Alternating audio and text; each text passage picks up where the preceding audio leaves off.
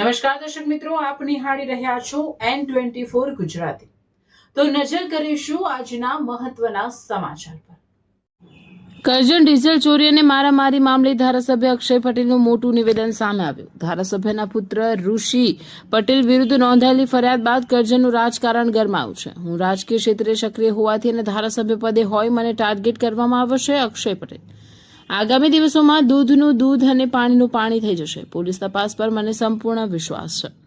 વડોદરા જિલ્લાના કરજણ તાલુકામાં રેતીની લીઝ પર ડ્રાઈવર તરીકે કામ કરતા 2 શ્રમિકોને ડીઝલ ચોરીની શંકાના આધારે મારવામાં આવ્યો હોવાના મામલે હવે નવો વળાંક આવ્યો છે। આ હાઈ પ્રોફાઇલ કેસમાં કરજણના ધારાસભ્ય અક્ષય પટેલના પુત્ર ઋષિ પટેલ સહિત 5 લોકો સામે ગંભીર કલમો હેઠળ ગુનો નોંધાતા સમગ્ર મામલો રાજકીય રંગ પકડી રહ્યો છે। પુત્ર વિરુદ્ધ નોંધાયેલી ફરિયાદ અંગે મૌન તોડતા ધારાસભ્ય અક્ષય પટેલે મીડિયા સમક્ષ જણાવ્યું હતું કે હું સક્રિય રાજકારણમાં હોય અને ધારાસભ્ય તરીકે કાર્યરત હોય મારી પ્રતિષ્ઠાને નુકસાન પહોંચાડવા માટે આ પ્રકારના ગંભીર આક્ષેપો કરવામાં આવ્યા છે। તેમણે વધુમાં જણાવ્યું કે દર 2 વર્ષે મારી સામે રાજકીય કાવતરા રચાતા રહે છે, છતાં મને ભગવાન અને ન્યાયતંત્ર પર સંપૂર્ણ વિશ્વાસ છે। સત્ય ટૂંક સમયમાં સામે આવશે। ધારાસભ્યએ વધુમાં કહ્યું હતું કે ભોગ બનનારા ડ્રાઈવરોના મેડિકલ રિપોર્ટ આવ્યા બાદ પોલીસે કાયદેસરની કાર્યવાહી કરીને ગુનો નોંધ્યો છે। પોલીસ દ્વારા નિષ્પક્ષ તપાસ ચાલી રહી છે અને તપાસ પૂર્ણ થયા બાદ સાચી હકીકત જનતા સમક્ષ આવશે। તેમણે દાવો કર્યો હતો કે ડીઝલ ચોરીનો વિડીયો તેમના જ માણસોએ બનાવ્યો હતો અને આ અંગે અગાઉથી જ ફરિયાદ કરવાની તજવીજ હાથ ધરાઈ હતી। હાલ આ સમગ્ર મામલો વડોદરા સહિત રાજ્યભરમાં ચર્ચાનો વિષય બન્યો છે। હવે પોલીસ તપાસમાં આગળ શું ખુલાસા થાય છે તેના પર સૌની નજર મંડાઈ છે। રિપોર્ટર શાહનવાઝ દિવાન, કરજણ, N24 ગુજરાતી ન્યૂઝ, ભરૂચ। 15 તારીખની ઘટના બનેલી છે। જગ જાહેર છે। બંને ભોગ બનનાર ભાઈઓએ સ્ટેટમેન્ટ આપ્યા છે, પરંતુ આ દિન સુધી પોલીસ તરફથી કોઈ પણ જાતની કાર્યવાહી નહીં કરવામાં આવી, કોઈ પણ જાતની તપાસ નથી કરવામાં આવી। શું સાહેબ, આ ભોગ બનનાર લોકો આરોપીઓ છે અને સામેવાળા સત્તા પક્ષ સાથે સંકળાયેલા છે, એટલા માટે અમારી સાથે અન્યાય થઈ રહ્યો છે? કોઈ વસ્તુ નથી, કોઈ મેડિકલ જે MLC કહેવાય અહીંયા કોઈ નોંધાયેલી નથી, એમની કોઈ અરજી બી નથી। પેલા ભાઈએ અરજી જે આપી છે, પણ આજે તમે આપો છો કમ્પ્લીટ તપાસ થાય, એમાં આ બાબતે કોણ માર માર્યો છે કોઈ વસ્તુ છે જ નહીં। ગિરીશભાઈ અરજી આપી છે, MLC રિપોર્ટ તો સાહેબ ઓલરેડી અમે જાતે મોકલેલો છે। આવ્યું છે જ નહીં, આની અંદર આમાં તમે લખ્યું છે બધું. અમે લખ્યું છે, અમે એક તપાસ થશે, અમારી મૌખિક રજૂઆત પણ કરવા માંગીએ છીએ કે આ જે ભોગ બનતા વ્યક્તિઓ છે એ લોકોને માર માર્યો છે, એના સોશિયલ મીડિયામાં વિડીયો વાયરલ થયા છે, એમને માર વાગેલું છે, એ તો જગ જાહેર છે। રાજપીપળા સિવિલની અંદર જે રિપોર્ટ છે તે પણ સાદર થઈ ગયો છે। હવે આજે અમે તમને જાણ કરીએ છીએ અને સોશિયલ મીડિયામાં તપાસ થશે, અને કોઈ સવાલ નથી, તમે ચિંતા નહીં કરતા। ફરિયાદ નોંધાય, એ લોકોને સુરક્ષા મળે અને એમને વળતર મળે, કારણ કે આ કારણ આ એટ્રોસિટીના કેસની અંદર દર વખતે ફરિયાદ નોંધાતી નથી, કાં તો એમાં બાયપાસ થાય। એના કારણે સરકારમાં આંકડા ખોટા જાય છે અને લોકોને, આદિવાસી સમુદાયના લોકોને અન્યાય થાય છે।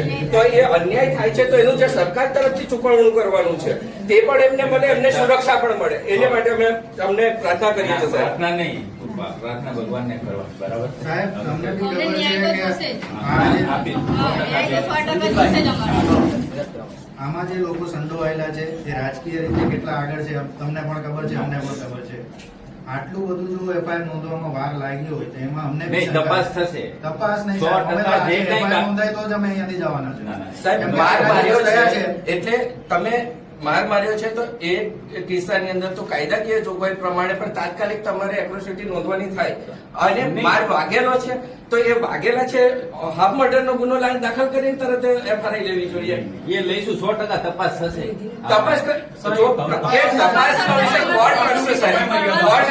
આટલો સમય ગયો છતાં પણ જો આપ કહેતા હોય તો સર આ જે અત્યારે ઘટના બની છે અને પીડિતો જે ભોગ બન્યા છે એમનો તપાસ શબ્દ એક બહુ મોટો સાહેબ, અમારા ઊંડાણમાં લઈ જશે સર। નહીં નહીં નહીં, ઊંડાણમાં આદિવાસી સમાજના લોકો બહુ ગરીબ માણસો છે, એટલા બધા જાણકાર નથી। ફર્સ્ટ ઇન્ફોર્મેશન રિપોર્ટ તો જે માણસને વાગ્યું છે આ બેઠો છે, અમારી સાથે આવ્યો છે, તમને આ આવેદન પત્ર આપ્યું છે ને હવે FIR ની માંગણી કરીએ છીએ। ગિરીશભાઈ છે, બીજા ભાઈને રાજપીપળા સિવિલમાંથી જબરજસ્તી રજા આપેલી છે, એમનો પ્રોબ્લેમ મારા પપ્પાની કન્ડિશન બહુ જ ખરાબ છે, એમનાથી ઉઠાતું પણ નથી ને બેસાતું પણ નથી ને એમનો હાથ પણ ભાંગી ગયો છે, એમને ફેફસામાં પણ પ્રોબ્લેમ છે ને બધી બહુ પ્રોબ્લેમ છે। એમને એવો ઢોર મારવામાં આવ્યો છે કે એમને એમને મોત આવી જાત, પણ એ તો શુકર માનો કે એમને થોડોક હોશ આવ્યો તો એ બહાર આવ્યા ને પછી એમના કોઈ ફ્રેન્ડ હશે તે ત્યાં આગળ નાળી સુધી મૂકી ગઈ હતા. પછી અમે 108 બોલાવી અને ઉમરલા ત્યાં આગળ એડમિટ કર્યા. પછી ત્યાંથી અમે રાજપીપળા સિવિલ હોસ્પિટલમાં લઈ ગયા તો ત્યાં આગળ અમને 3 દિવસ રાખ્યા અને ત્યાં આગળ હજુ અડધો જ બાટલો હતો અને પછી અમને કીધું કે તમને રજા આપી દીધી છે અને મારા પપ્પાની હરખી કન્ડિશન બી ના કરીને એ લોકોએ રજા આપી દીધી અને કીધું કે તમને આજે રજા મળી જશે. અને એમની ક્રિટિકલ એટલી બધી ખરાબ છે ને કે એની કોઈ કલ્પના નથી. એમનાથી ઉઠાતું જ નહીં ને બેસાતું પણ નથી. અને અમારે તો ન્યાય જોવે જ છે, બીજી ત્રીજી વાત નહીં, મારે ન્યાય જોવે એટલે જોવે. હવે અમારા ઘરમાં કમાવાળું કોઈ નહીં, જે હતા તે એ જ હતા. તો આ લોકોએ તો આવું કર્યું તો હવે એનું બધું કરશે કોણ? મારે ન્યાય જોશે ને બધું જ મારે કરવાનું છે. મારે એટ્રોસિટી બી નોંધાવવાની જ છે ને FIR ફાડવાની જ છે. બસ જે રીતે આક્ષેપો થઈ રહ્યા છે કે આ ખાણ ખનીજની પ્રક્રિયા દરમિયાન આપના દીકરાએ ઋષિ પટેલે લોકોને ઊંધા માથે લટકાઈને માર્યા છે, આ મામલા પર જે આપની રાજકીય કારકિર્દી પર સવાલો ઉભા થયા છે, શું કહેવું? ખરેખર જે થયું છે ફરિયાદ નોંધાઈ ગઈ છે અને ફરિયાદની પ્રક્રિયાની અંદર પોલીસ તપાસ કરી રહી છે અને દૂધનું દૂધ ને પાણીનું પાણી આવનારા દિવસોની અંદર તમને જોવાનું મળશે. જે આક્ષેપો થયા છે, આક્ષેપોમાં કેટલું તથ્ય છે? જો અત્યારે કેવું છે, કોઈ ધારાસભ્ય હોય કે કોઈક મોટા માણસોના છોકરાઓથી કંઈ થતું હોય, કોઈક એક્સિડન્ટ થતો હોય, નેતાઓના છોકરાઓ હોય કે કોઈ તમારી જેવા પ્રેસ મીડિયાના મોટા માથાઓ હોય, એનાથી કંઈ પણ થતું હોય તો આ રીતે માર્કેટમાં વાતો આવતી હોય. આમ દરરોજ આવા પ્રશ્નો ઊભા થતા હોય છે, પરંતુ આજે આક્ષેપબાજી ધારાસભ્યના છોકરા પર થતી હોય તો આવનારા દિવસોની અંદર પોલીસ તપાસની અંદર બહાર આવશે. આપે પોલીસને શું કીધું? પોલીસને તો ફરિયાદ લખાવવા માટે મેં કહી જ દીધું હતું, પહેલાંય કીધું હતું, પણ એ લોકોની જે પ્રોસિજર હતી કે ભાઈ ત્યાં MNC રિપોર્ટ ત્યાંથી એ લોકોને આવે પછી ફરિયાદ લખાવવાની, એ રીતે એ લોકો અને MNC રિપોર્ટ એમને મળ્યો છે અને ફરિયાદ લખાવવામાં શું ઉલ્લેખ થયેલો છે? FIRનું મેં વાંચ્યું નથી, પણ મને એવું જાણવા મળેલું છે કે ભાઈ આ લોકોએ ફોન કરીને મારા બાબાને કીધું કે નાવડીએ માણસોને ઉતારવા માટે કોઈને મોકલો, એટલે 2 છોકરાઓ મોકલીને નાવડીએ ઉતારે એવું મેં જાણવા મળેલ છે. એવું પ્રેસ મીડિયાના માધ્યમથી પણ આજે વાંચ્યું છે મેં. એટલે શું છે હકીકત એ આવનારા દિવસોની અંદર ખબર પડશે. ધારાસભ્ય અક્ષય પટેલના વિરોધીઓ દ્વારા ષડયંત્ર રચવામાં આવ્યું એ વાતમાં કેવી તથ્ય છે? ભગવાન એમનું સૌનું ભલું કરે. બરાબર, મને ભગવાન પર વિશ્વાસ છે કે આવનારા દિવસોની અંદર અમને ન્યાય મળશે. તમારો દીકરો સામેલ હતો બરોબર?